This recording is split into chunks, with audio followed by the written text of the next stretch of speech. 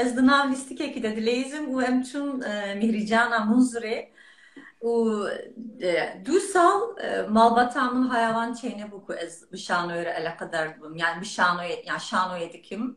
û bavê min piştre yani malbata min NTV yani temaşe dike û li vê derê bavê min dibêje diya min re binêre ev keçik çiqas dişibe berfîn. Diya min dibêje na ev berfîn nîne berfîn Stenbolê.